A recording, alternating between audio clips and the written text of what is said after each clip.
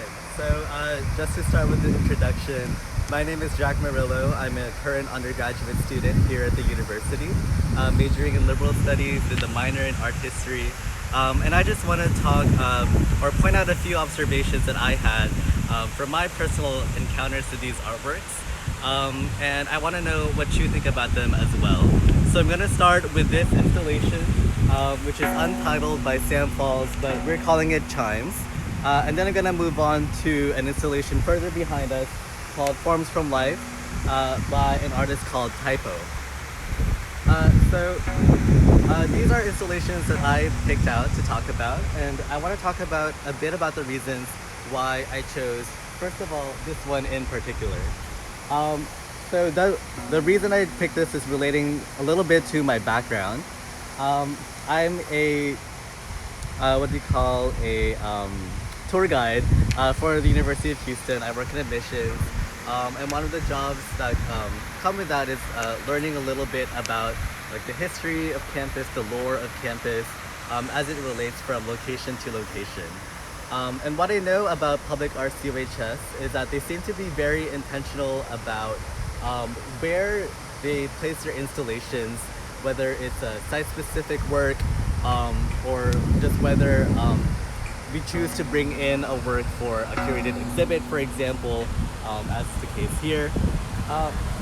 And as it so happens, wait, let me just pause 1 second.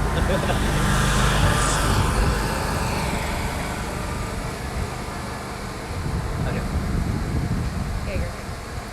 And as it so happens, this installation, this untitled work, is located at CFP, which stands for Cullen Family Plaza, and one of the main features of this plaza are these fountains right here.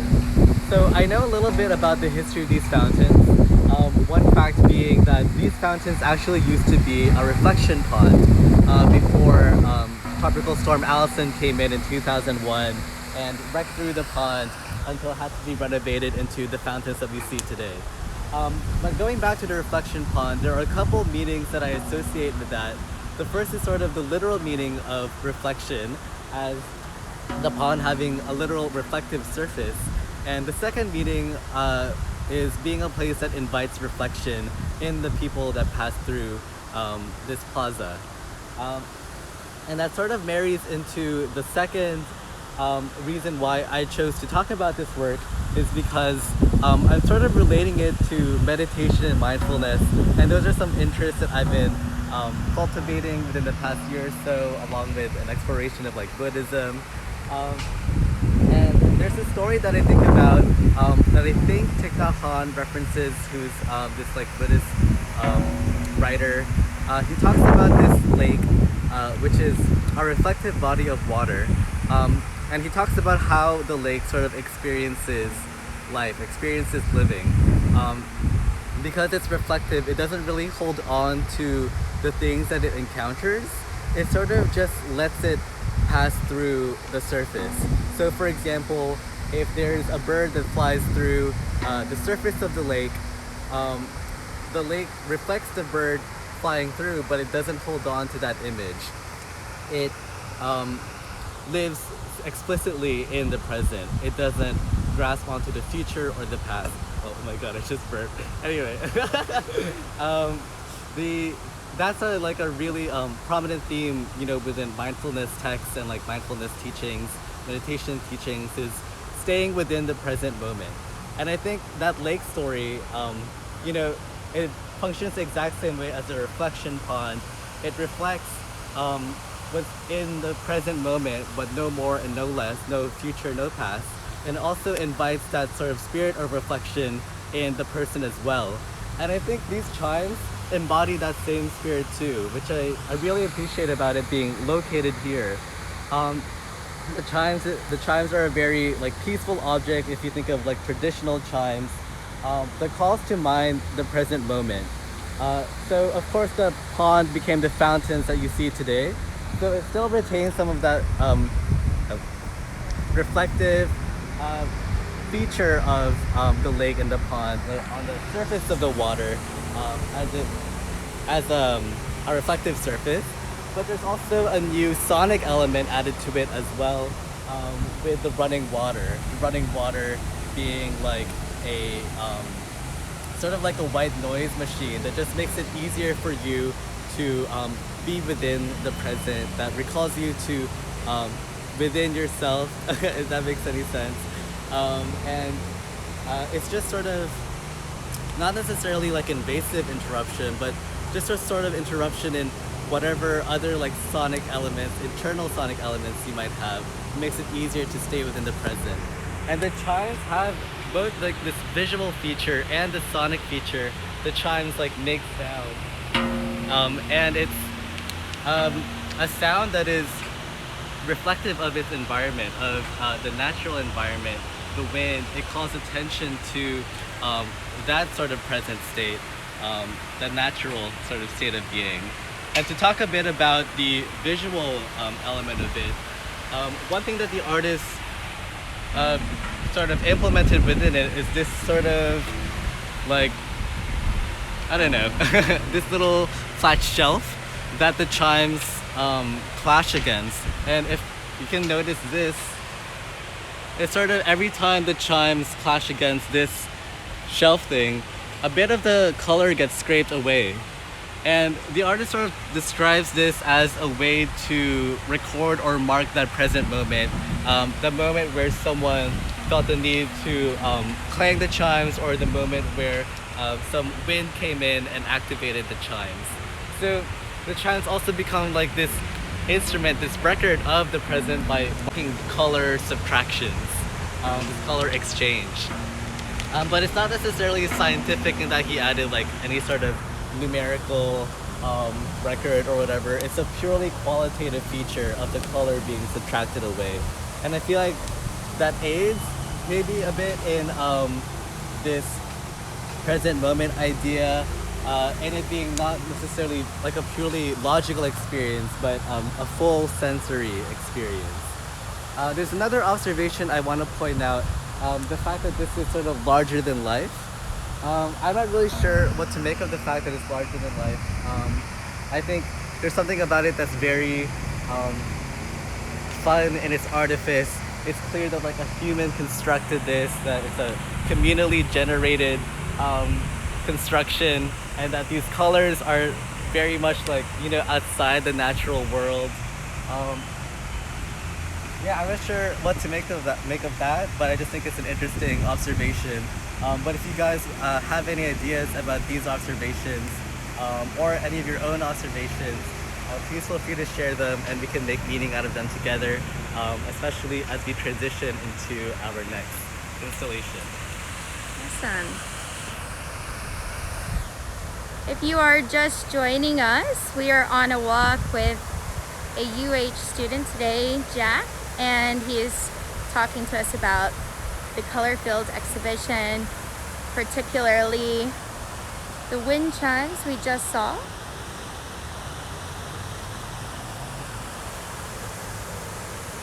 Now on our way to visit TYPOE's artwork.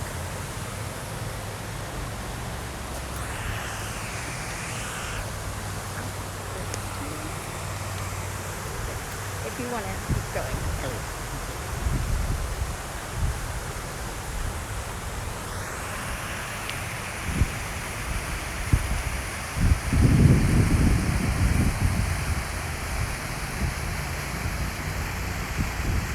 If anyone has any questions or comments, drop them below. We'll try to get to all of them.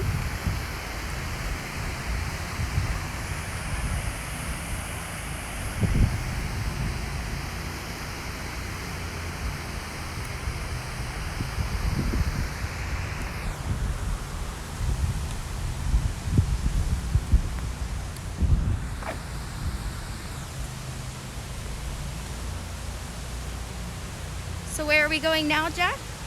Right now, we're going to this next installation called Forms from Life by an artist called TYPOE. And we just finished up with our last installation in this location called, what's it called? Oh, it's Untitled, by the artist Sam Paul.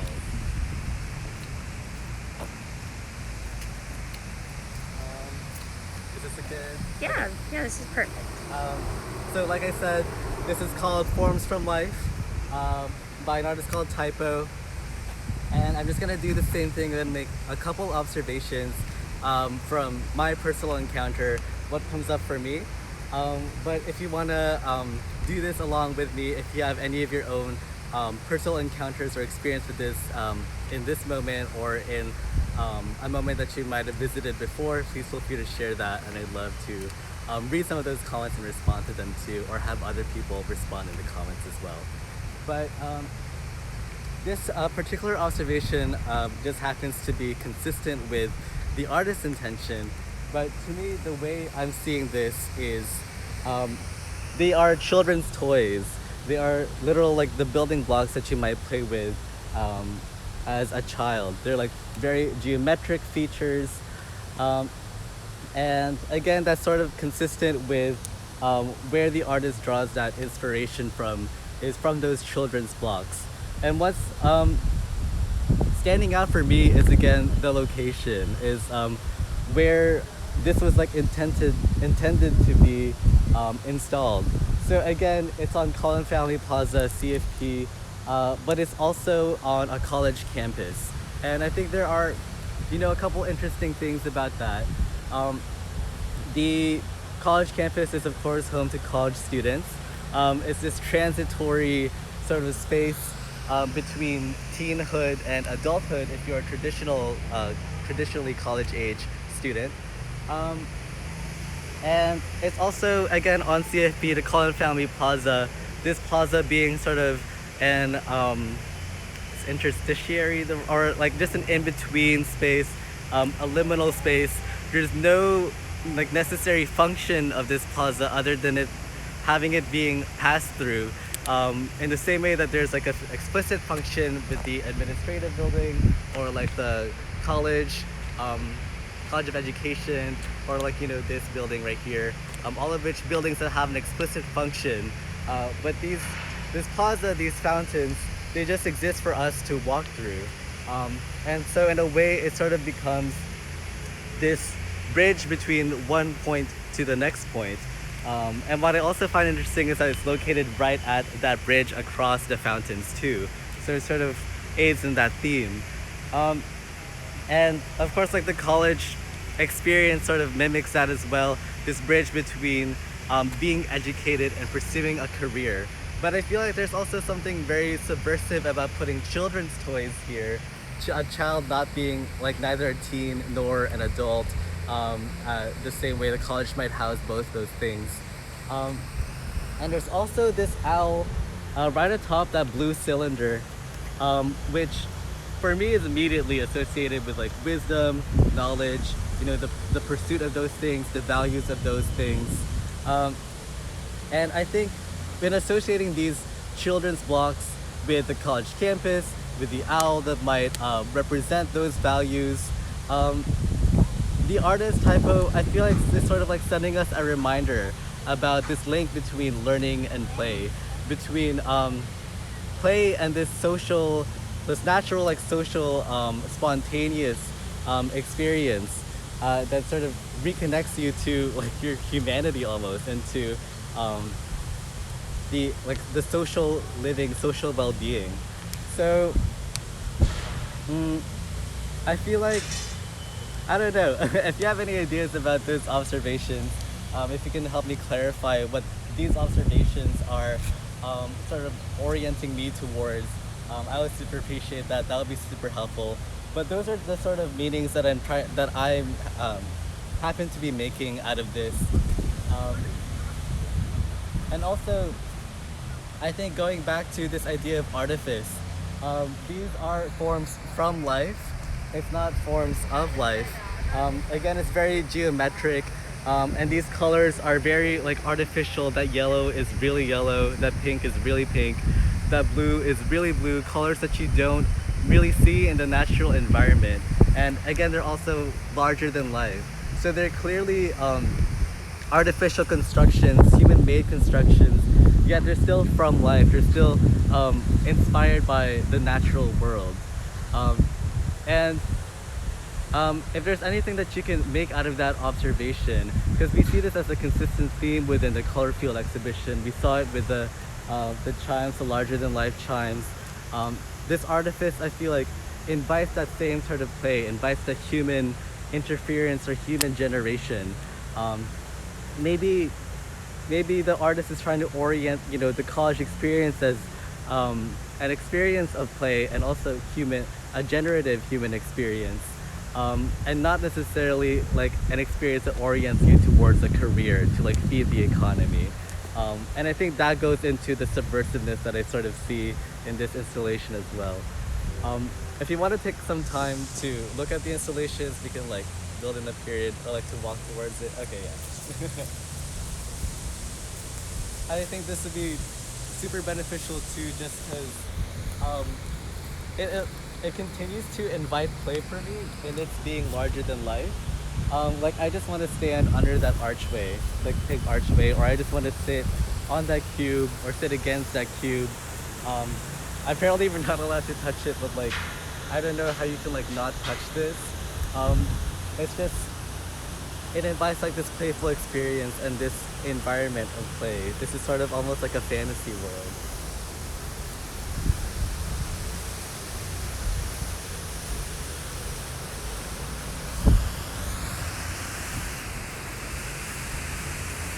I think that's all I have to say about these two installations, these encounters that I've shared with you. If you share encounters in the comments, I really appreciate it. You sharing that. If you want, like maybe we can point some of them out and discuss them a bit, or if you want, we can just end it here. What should we do? Yeah, we'll take a closer look at all the works right here. Okay, cool. Thank you, Jack. Yeah, of course.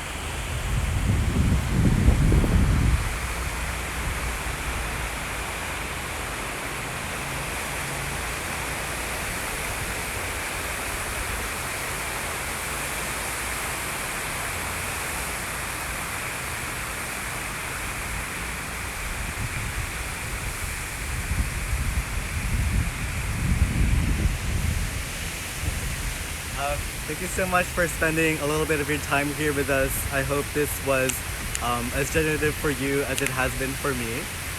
If you'd like to learn more, be sure to tune in sometime next month for our next live session where we're going to be continuing to look at the Color Field exhibition, which is an exhibition that's going to be here until May 31st, until we move on to the next temporary public arts project here.